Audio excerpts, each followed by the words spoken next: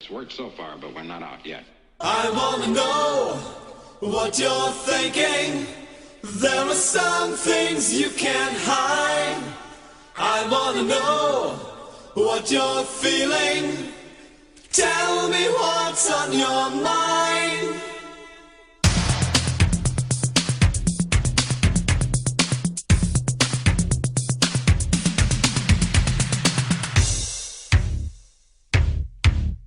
Pure energy.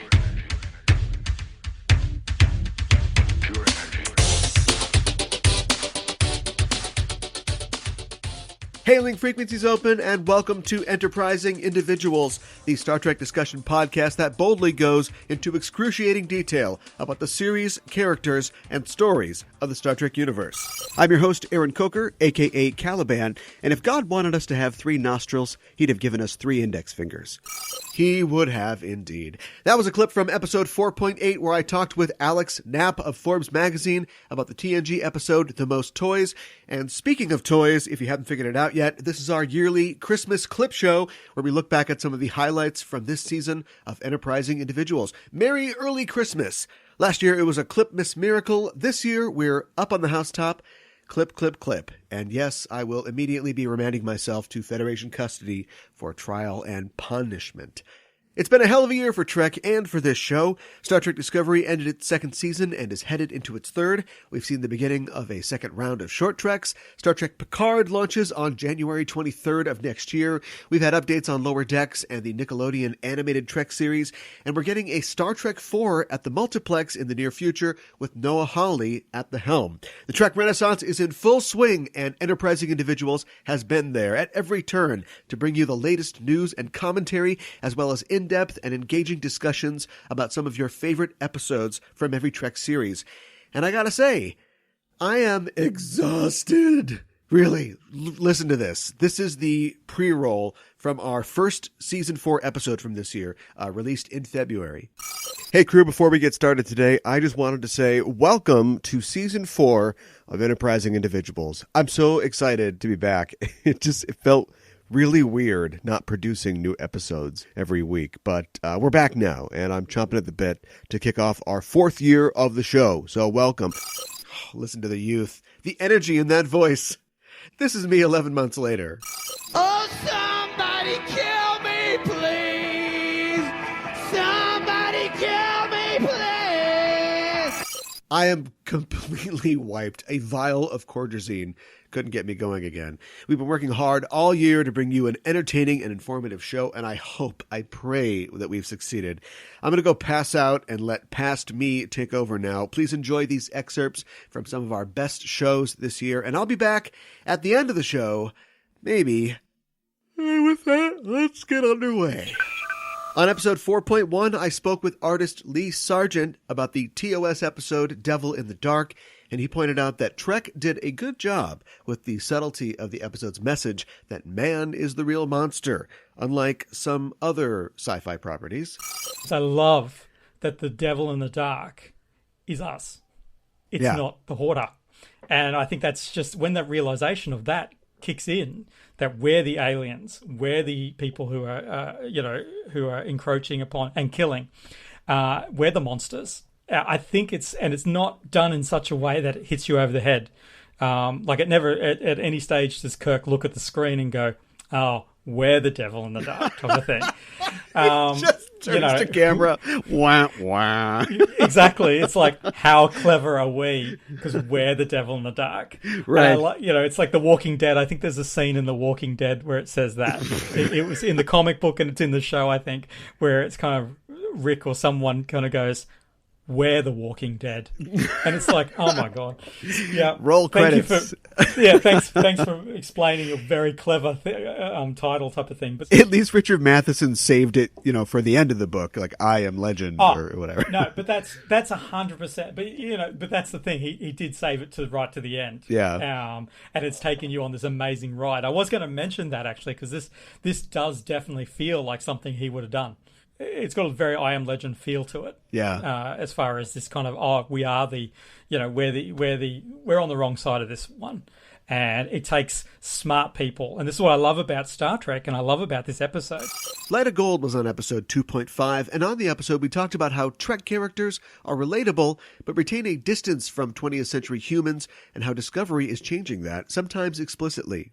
And Lyta, a writer for Current Affairs magazine, turns that into the real question: what does pop culture look like in a post-scarcity society? I think they're trying to sort of eliminate the distance. It's not the same egalitarian portrayal that nobody's rehearsing Pippin in the hold of Discovery. You know, they're eating burritos, you know, and they're like, "What's up, dude?" And I think it's a conscious choice to make us connect more than you would with, say, Picard and Data, you know, playing Henry V in the holodeck or whatever. Yeah, and I think there's a couple things there, and I think it's getting away a bit from this sort of like sort of traditional, you know, culture of Star Trek being around Shakespeare and you know, it's sort of higher culture of the 20th century, or beyond, you know, before, like the 20th century ideas of like what high culture meant. Yeah, and I think people nobody are more wrote a good play. Yeah. in 400 years, okay. Nobody's written it. Yeah, this is a thing that bugs me. This is actually like something because and something that is bugging me a little bit about the season of Discovery is there's so many 20th century references. Tig Notaro is just 20th century reference every minute. And I'm like, what in 21st century? And like, why did nothing else happen ever? And it actually kind of begs the question: is there any kind of popular culture in a post-scarcity world? Oh. Which is something I've got my new show. About. You're coming back for that show. Really? Oh, wonderful. yes. I'm excited. That's great because okay, so definitely things would be popular, but if nothing is, can you? I think I talked to Manu about this. Like, can you market something to an audience still? Like, is there a product? Is there something that you push, or is it all just a hierarchy of talent? You know, like this guy is the best Vulcan lyre player, so we all know about him. Instead of this guy's okay, but he's good looking, and the record label's really pushing him. So yeah. Is there marketing? Is there advertising? We know occasionally they'll mention people who are, you know, well known. Jake wants to be a writer, so that's a job. There's a writing school. Right. We know that people can be writers, but if you just want to be a writer, you just publish a book? Is there a publishing industry? Well, there is in Voyager. The Doctor wants to publish his holo that's novel. Right. That's right. And he does have, and the publisher is actually very unethical, which I thought was strange because this is the Federation, right? He's a Bolian, and he he publishes the book without the Doctor's permission, and it causes this whole problem. And then he has to basically take him to court. Like, he sues him, and they have an arbiter. I don't know if this is how courts work in the Federation, but they have an arbiter come in and sort of rule on it. And it's all kind of a workup of Measure of a Man just with the Doctor. But yeah, that's right. Forced arbitration in the future? I don't think so. All the lawyers are dead, right? Yeah. They killed them all. Yeah.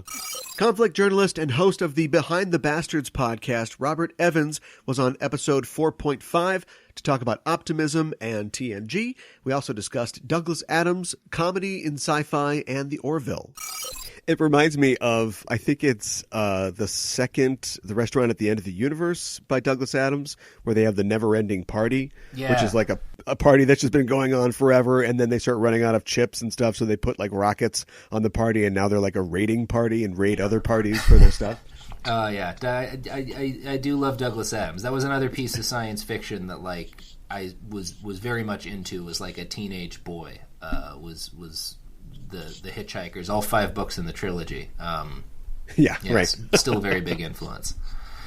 And I would say a huge influence on literally everyone who worked at Cracked. Oh, yeah, I can imagine. Yeah. There's maybe I'm just not looking in the right places, but it just doesn't seem to be a lot of comedic sci-fi these days outside of, you know, your Rick and Morty, and that's about it.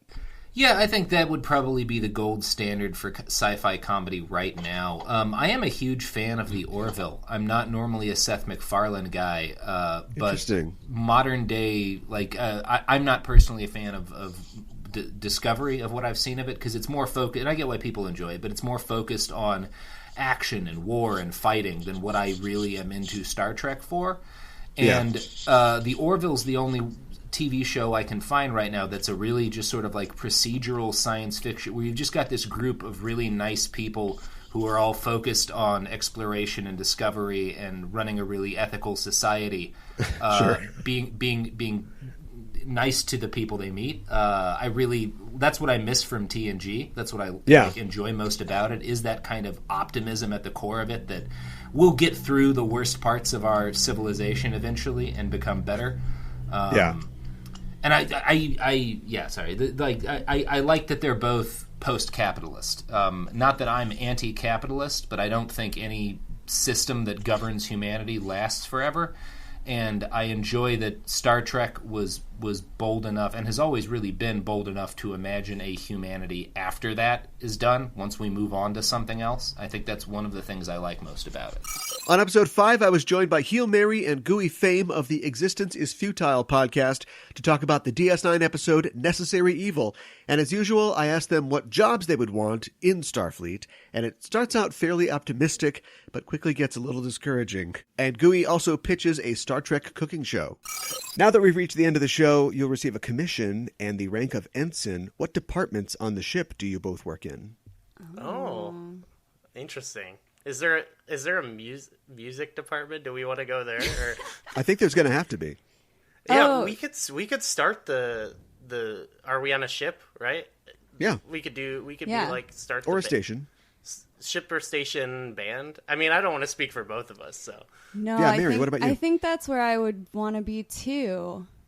This is hard to think about. We could be like, do they have like a radio station? Well, given my actual work history, I'd probably end up doing some kind of administrative job. Realistically, I think I've been traditionally a chef.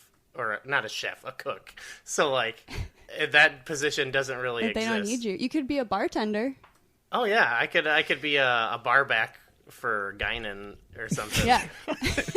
You started off with creating a band or being in music, and you guys have downgraded yourselves to, like, desk clerk and bar back. So keep dreaming. We're being realistic here. Yeah, we got too real. We've actually talked about, I think we talked about this on the show, but, like, chefs must exist somewhere. It's just more a feature of, there's like a Chef Boyardee, right? And so he makes like whatever the pasta recipe is, and then it gets mass produced into cans and stuff. So somebody must make the perfect, beef Wellington, but then it gets scanned into the computer and it just comes out of the replicator like that. I think there's a Star Trek like spin-off cooking show that could be made. Oh, well, it's got to be a cooking competition though. Oh, yeah. Like Chopped, but yeah, okay. That would be awesome. Pack up your replicator. You're going home. Yeah. Comedian Asterios Kokkinos was on episode 6, ostensibly to talk about the Voyager episode Author. But here's a list of other topics we talked about just in this clip. Sitcom settings, Voyager struggling with its premise, nerfing Neelix, all of Asterios' podcasts, and how podcasts have become the middle class of comedy. But man, the thing is, though, a fucking sitcom is a bunch of people, like Cheers. Right. Cheers never leaves the bar. It so rarely leaves the bar. Yeah. I'm watching the first season of Cheers, I remember a long time ago, and I was like, they are always in this goddamn bar. And it always fucking works. Yeah. It's possible to put a bunch of characters, and they very intentionally do that with Community. Like, we're in the first season, they're like, you're not allowed to leave college. Yeah, right. Yeah, there's like a weird Dan Harmon rule about that, and it's like, well, if your characters are interesting and diverse and dynamic enough, then the fact that they're all trapped in the same space will actually create conflicts. Yeah, not like a lack of stories, but it's like on the show, it's like they don't know how to drive the car they've been given. Yeah. And they nerf Neelix right away because, like, in the pilot, Neelix is like Han Solo. Like, kind of badass, yeah. Yeah, like he destroys the Kazon's water supply, grabs his hot girlfriend, and beams out. And then they just make him a goof. And by the way, I like goof Neelix. But you do get the sense that like between the pilot and episode 7, they got a bunch of notes, either internally at the Star Trek writing team or externally, where they were like, no fighting between the crews. Neelix, we liked funny Neelix better. Right. You know what I'm talking about? Like, are you on the same page with me? I think so. I mean, but this episode is great. And that's the thing. It's like with Voyager. Look, man, if you make... How many episodes of Voyager are there? Like 150? Yeah, something like that. Yeah, look, you make 150 of something, 6 of them are going to be good. Sure, yeah. And so, like, this is a very, very good episode of Voyager. It's very, very good. I thought I had a lot of podcasts, but you're a podcasting dynamo. I mean, you've got the Boomer versus Zoomer, Waifu Wars, Loudest Podcast, Pork Chatter, Asterios Kills a Kid. Many of the podcasts I listen to are hosted by comedians or have comedians as guests. Has podcasting led to a renaissance in comedy, or is it just one more thing comedians have to do to be taken seriously and gain exposure? No, it's incredible what it has done to develop a middle class of comedy. Because it's like, well, now I got a reason to talk to you every week and remind you of my shows, or like tell you that like I got this other thing that you can buy, or do this. It's a way to talk to people every week that like that want to hear you because they're seeking you out. Like I don't know, back in the day, like you would watch television because it was on. Like, well, that's why I fucking watched Star Trek, because it was on. Right. You know what I mean? And it was inside, yeah. It was on and it was inside, and it was free. Like, it was not like HBO. But the nice thing about fucking podcasting is that, I mean, we're both doing, I assume you're in your house right now, not a giant studio, right? Yeah, I'm in a studio in my house. Oh, yeah, see, there you go. Exactly. Like, you didn't have to spend 50 grand to rent out a radio studio for the day and then hire an editor and then send the tape to a satellite guy who says if it's good enough. Like, the other thing about podcasting that's amazing is we are, like, creators are in control. You didn't need to pitch this show that you're doing to someone who doesn't know what Star Trek is. Yeah, thank God. And then have them go, well, what if instead of only Star Trek, you talked about all sci-fi? That way we might be able to get listeners who are into Babylon 5 or Farscape. And hey, what if you had a funny co-host? And what if it was 7 minutes long? You didn't have, like, that's the thing about podcasting is that, like, for good or for ill, it is now on you as a comedian to succeed or fail. Right. Like, you can't blame the studio and you can't blame the network. I'll blame the network for fucking Voyager, like, or Paramount or Braga or whoever. I'll blame a million people. Right. But, like, if my show's not good, it's like, ooh, sorry. Ooh. On episode 8.5, Mikan Hana of the Just Enough Trope podcast stopped by to talk about the news of the Trek world, and we took a moment to speculate on what the upcoming Picard series might be about. So anyway, Alex Kurtzman, Trek Czar, said that the show will be a psychological look at Picard and his character. He said that they want to make it a character study about a man in his emeritus years. Okay. And they want to make it a slower and more meditative show. So don't expect the bombast of Star Trek Discovery. There are 4 lights. Are there 4 lights? Let's go check that out. Honestly, Captain Picard just flying around myth busting. Or he's going around and he is just checking up on everything that happened before. So he's going back. He's like... He's just checking in with everybody. Yeah, the place is like a convenience store now. Ding, ding. He's like, how can I help you? Oh, hold on. Those lights over there. Let's see. 1, 2, 3, 4. Oh, yep. There's 4 lights. Write it down. You have to buy something, sir. And then, I don't know. Oh, I like that. He can go to the planet with the oil slick, with Armis. No. See what Armis is up to. He's in a better place now. He's settled down. He's only gray instead of black. And he's got a job. It's sort of like mid-level. Like, he's not super happy with it, but he feels like he's going to probably get a raise pretty soon. He's seeing a white slick. They're not exclusive, but it just seems like there's something there. One of these ideas. Yeah, I don't know. I kind of wouldn't mind watching like a show where he like just toots around in a ship and like does archaeological digs and like. Well, in this, reportedly, in this scene, this very short scene we see, this cadet that he talks to doesn't know who he is. And that look that we get is something of a mild shock kind of look, because he's like, you don't know who I am? I mean, he doesn't like go Reese Witherspoon on the guy. How do you not know who I am? I think he's just like, it's supposed to be, and then cue the voiceover, because of course. Yeah. Because that's just how we do it now. It's like, I never thought people would forget me, but it seems as if this old gray has earned his last tea. Oh, man. As long as they're done as like captain's log or whatever, I think I'll be more okay with it than him just doing it voiceover. He's just keeping captain's logs. Yeah. He's been retired for 18 years. Right? Yeah. Or personal log. Captain's log. Don't forget to refill your medication. Rocket Man and the Tribble, a.k.a. Connor and Alexa from the Boldly Boinking podcast, joined me on episode 11.5 to talk about sex in the world of Trek, and we discussed the particular peccadillos of Star Trek creator Gene Roddenberry, the general horniness of early Trek, and how premises evolve past the ideas or hang-ups of their creators.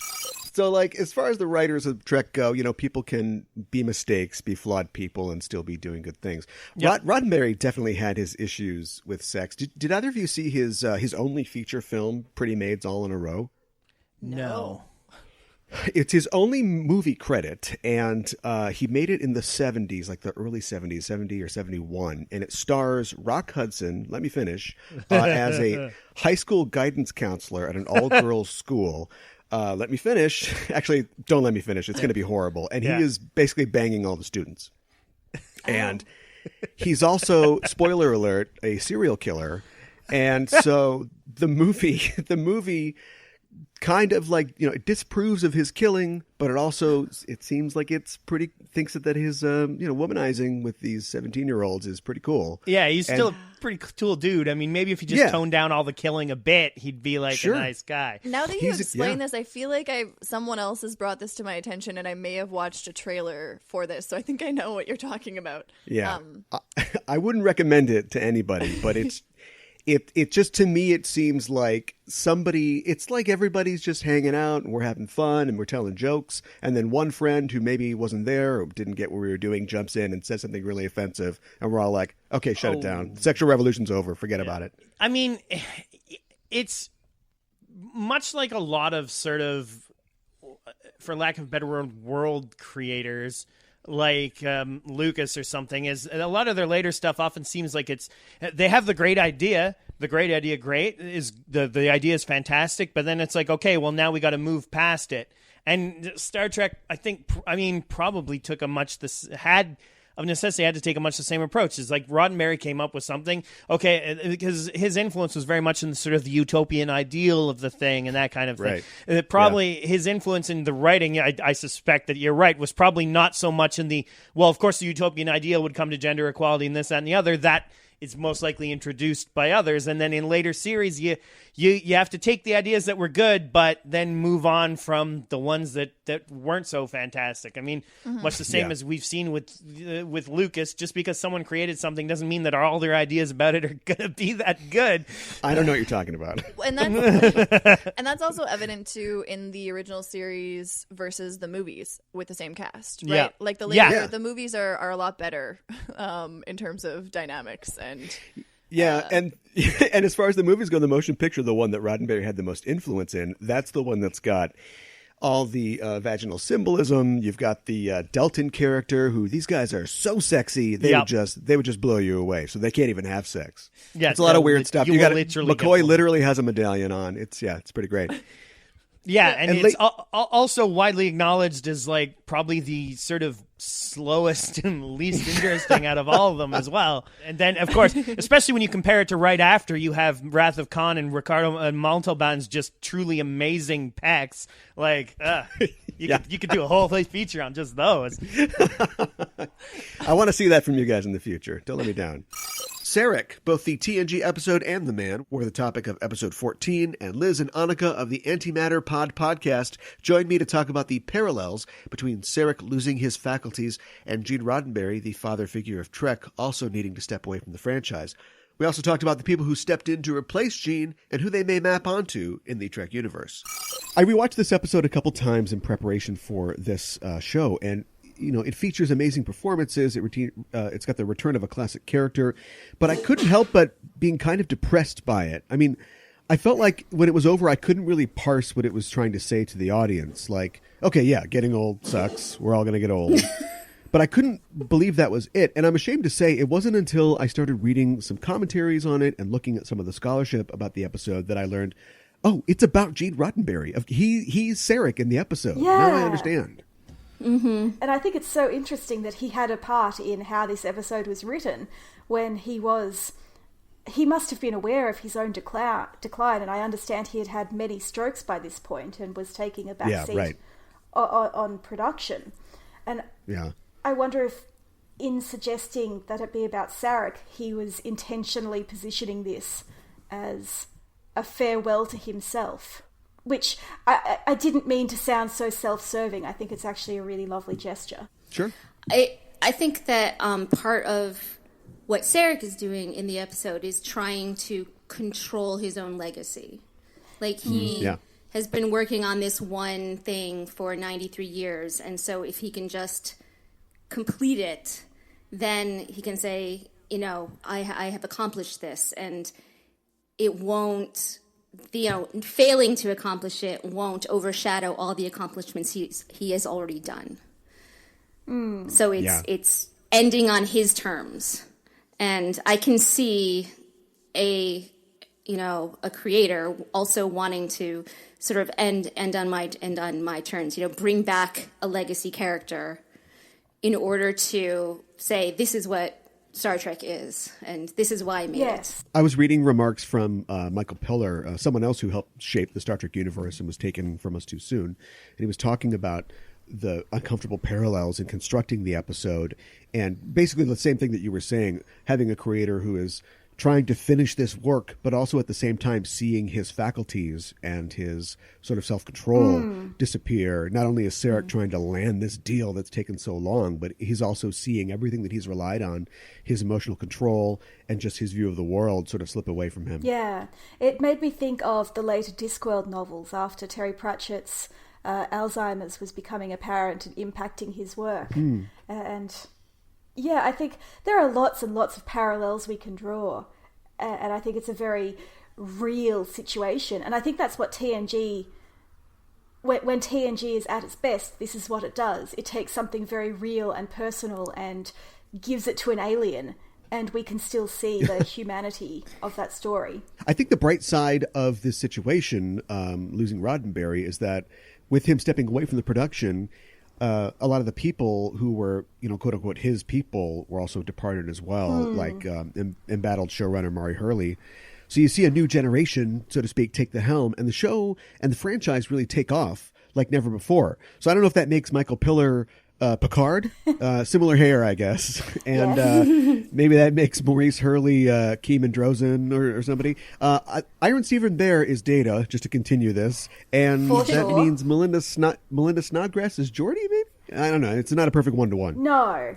It's interesting that you compare Piller to Roddenberry in this, because I've been watching season 2 of Voyager, which is his last on Star Trek. Right. And he was obviously very exhausted and creatively burnt out and full of ideas for changing and updating the format of the series, but not quite able to stick the landings. And so, knowing when it's time to step back and let the new generation take over is such a difficult skill to learn. Yeah, I think that is something that plagued the later years of this period of the franchise.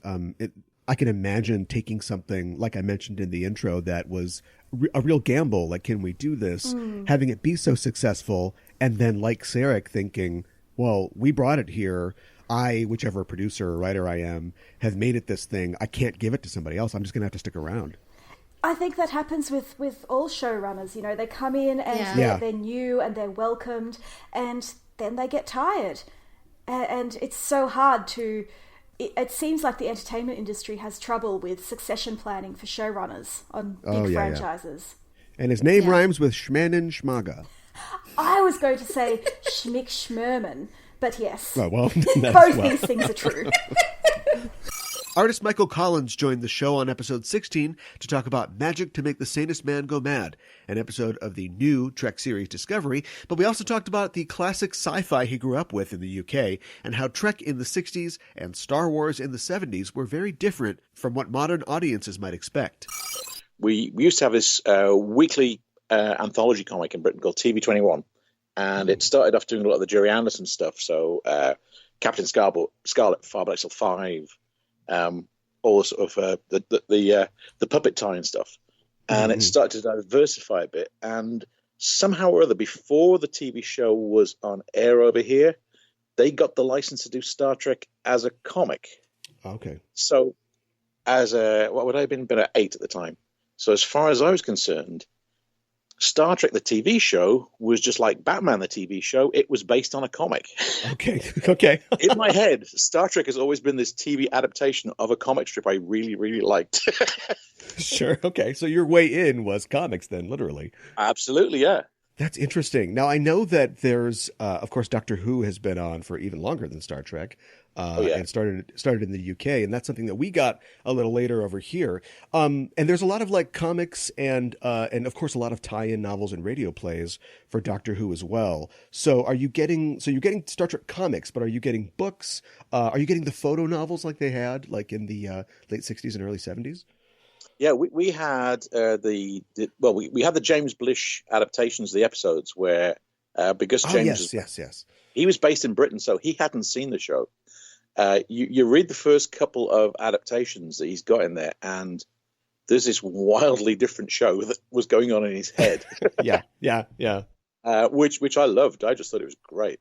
That was quite enjoyable. We did have the photo novels. I seem to remember those coming a bit later. But I do remember getting the hard bubble gum with the trading cards that built up into a big picture of. I think it was from Mudd's Women, which is quite ironic considering the episode we're talking about today. Yeah, right. It's interesting to see how early authors, sci-fi authors and creators interpreted the world of Star Trek before we had the sort of canonized idea. You know, even in the first season of Star Trek, they're still building on what's really going on here. You know, the Federation doesn't make an appearance until like a dozen episodes in, and just the concepts that the way that the franchise was being built. And having somebody like James Blish, who's, very creative and a great author, just running with it, like seeing what he can come up with. Yeah. And having Spock slamming doors as well. Yes. Yeah. Acting very differently. Yeah. It's like the Splinter of the Mind's Eye, the novel that was written as the sort of sequel to Star Wars in case it didn't work out, and seeing the different, we don't usually cross the streams here on the show and talk about Star Wars, but I think it fits. But seeing the different concept of the Force and the way that, what Darth Vader's ultimate goal really is.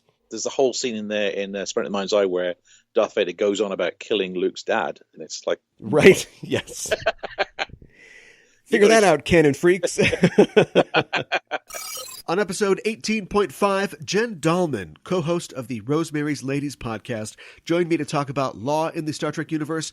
We also ended up discussing something the law is concerned with, specifically money and property. Star Trek features a post-scarcity society, and we wondered what the value of work would be in a world where capital is superfluous.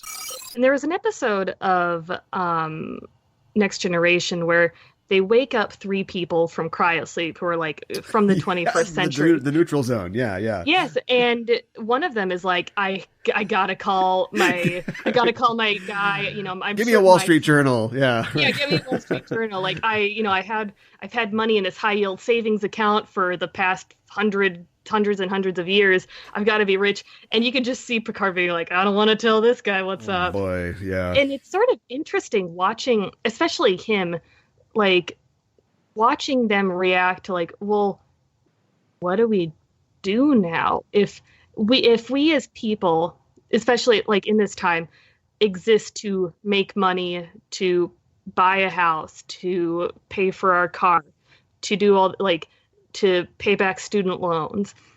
If we don't have to do that, then what's the point of working? And I think the point is you do something you enjoy. This isn't like you don't have to work because you have to. You work because it's something that's fulfilling and something that lets you help people and help the Federation and whatnot. Yeah, I think that was also part of his book as well, which was just like the only you look at the altruism and like the egalitarianism of Trek society and think, well, that's more science fictional than the warp drive. But if you did take, if you took the wolf from the door, the end point hopefully would be that humanity would just gravitate towards self-improvement. I'm sure there would be a period. There's got to be like a period in between. I don't know, maybe like First Contact and Enterprise, the show, or Enterprise and Discovery, where humanity goes through this like malaise of like, what do we do now? Like just psychologically as a people, we're like, huh. And then we discover, oh, we could just dedicate ourselves to making ourselves better, making the universe better. I don't know if that includes Archer punching people in the face or not, but I'm sure we could work it in. Right. And finally, I spoke with author Catherine Valenti on episode 19 about the TNG episode Where No Man Has Gone Before and the fantasy elements present in Trek.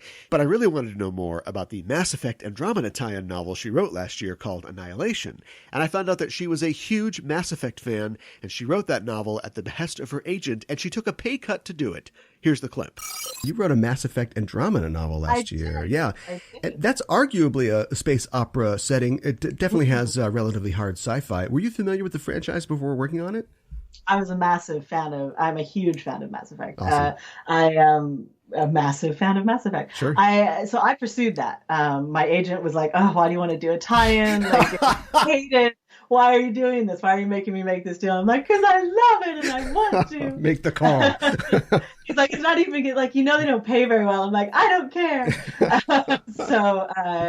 So yeah, I really wanted to do it because I was evangelizing to everybody I met about Mass Effect, and I just love the game so much. And part of the reason that I love it is it kind of gave me that watching Star Trek for the first time feeling, Yeah. And so it actually mine is called Annihilation, and it's actually quite hard science fiction, which was part of the sort of assignment from BioWare. They wanted me to sort of strip down the available technology in a kind of the Martian Mass Effect way. Okay. Like the Martian was specifically mentioned. I'm like, huh. Okay. All so right. if you want Mass Effect without the technology, that's going to be really interesting. Yeah. So like one of the first things I had to do was come up with a way to hamstring all of that high tech. Yeah. So Annihilation is actually kind of a classic locked room mystery. Okay, There's cool. a plague that's released on the ship, and they don't have the technology to just press a button and scan and find out what's going on. So, Right. all of the sort of various skills from these aliens' weird lives have to come into play to even do something as basic as an autopsy. Okay. And this is another narrative too, like our episode today, where you've got humans leaving our galaxy and exploring a different one. Yeah. And so they're completely without help out in the middle of nowhere. So I mean, in a lot of ways, it kind of was my chance to write a Star Trek kind of story, because God, how many episodes are there in Next Gen where everybody, like somebody's alone on the ship, or the power starts getting shut down, or the sort of lonely person on the ship is a Next Gen staple. I can't wait till I'm a famous author and I can force my agent to get me a video game tie-in. And that is it for this year. Seriously, it's been another great year on the show and an unbelievable list of guests who joined me to talk about Star Trek and how Star Trek affects our world. We didn't do much for Thanksgiving on the show this year, maybe next year, but I am truly thankful for the opportunity to talk Star Trek with such intelligent and interesting people, and for you listeners for joining me on this journey. Thank you. Everything you heard today is, of course, available in full on our usual show feeds on Apple Podcasts, Google Podcasts, et al. You can also find them on our webpage at enterprisingindividuals.com or on our social media on Twitter at @EISTpod and on Facebook. We also have a Facebook discussion group called Enterprising Interlocutions that you are welcome to join. We have great discussions there. We also have a Discord for the Just Enough Trope Network where we talk about Star Trek as well as movies and comics, video games, TV shows. Please join us. Let us know your thoughts about Star Trek and about Enterprising Individuals. We're waiting to receive your transmission. Before we go, there's one piece of awful, just terrible news, and I apologize for dropping it so late in the show, but it had to be mentioned. DC, or Dorothy Fontana, a writer on Star Trek, the original series, and The Next Generation, passed away last weekend at the age of 80. She's been discussed many, many, many times on this show as one of the architects of Trek from the very start. She's one of the faces on Mount Trekmore, without question. And everything ground completely to a halt here at the Just Enough Trope Studios when we got the news, and we're still stunned. And with the show ending for this season, there's nothing that we can really do right now to honor her, save to say that our thoughts are with her family and her friends right now. It didn't seem right to try and rush out some kind of tribute, but rest assured that when we return next year, we'll have an episode dedicated completely to Dorothy's life and her work.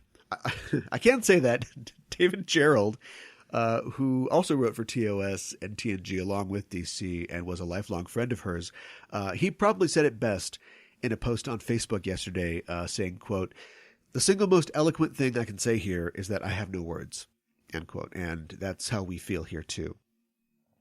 He later, of course, he posted a huge amount of words about Dorothy on Facebook. He is David Gerald, after all. And it was a touching tribute to her life and to their friendship. And you can read it. You can look up David on Facebook, David Gerald, Gerrold. And you can see that tribute. And we'll be reading excerpts from it on a future show for sure. If you're wondering if there's anything you can do right now for the family, there is. Dorothy's family has asked that in lieu of flowers or remembrances, people can make in memoriam donations to some of DC's favorite charities, specifically the Humane Society, the Best Friends Animal Society, and the American Film Institute. And I have included links in the show notes if you would like to contribute to those.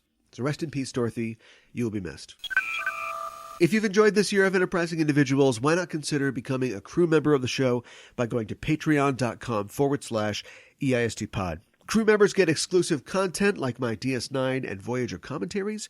You get live episodes and extended outtakes from our guest interviews, and you get thanked on the air. If you want to help us on our mission, go to patreon.com/EISTpod. Also, when you're holiday shopping this year, please consider clicking through our Amazon banner on enterprisingindividuals.com when you're shopping on Amazon. When you get to Amazon.com by first clicking through our banner, a percentage of every transaction you make comes back to us at the show at no extra cost to you, and it helps keep the Warp Core lit here. It's a great way to support the show doing something you're already doing. You're shopping on Amazon for late Cyber Monday deals, for Christmas, or even everyday purchases. You can also bookmark our banner, bookmark that link, and you can reach Amazon in one click and support the show all at the same time. As always, anything you contribute to the show will be appreciated and will help keep us flying. Thanks. So that's our show, and that's our season for 2019. Finally, we're pulling into Stardock. And I got to tell you, the ship, we look like the Enterprise, at the end of Wrath of Khan, a huge hole in the side. It was scorch marks. There's Scotty's nephew's dead in sickbay. It's been rough. This has been a stressful year, as I'm sure you know, for a lot of reasons. A lot of bad things happening in the world. And I don't pretend that my problems are as bad as all of that. But we've had a lot of technical and equipment issues this year, which we finally ironed out for the most part, thanks in part to support from our crew members. And we've greatly expanded the Just Enough Trope network this year as well. We've added several new shows. You can check all those out by going to justenough.trope.com. And it's been an exhausting amount of work, but it's all in the service of making this thing that we're doing better and better. And I hope that we've accomplished that. And we are already planning an even better year of shows for next season, but I don't even want to think about that right now. I'm just going to go collapse, and I'll talk to you again soon in the new year. In the meantime, we will, of course, be back, we being my co-host Ella and I, to recap the new season of Star Trek Picard this January 23rd, live after Picard airs on CBS All Access. We will be there with a new episode of Discoverage, so please join us for that. We are very excited for that. You can follow us on Twitter and Facebook at EISTpod to get notifications about when we're going live with our Discoverage shows, and also keep in touch with us while the show's on leave. And please join us on our Discord. We want to hear from you.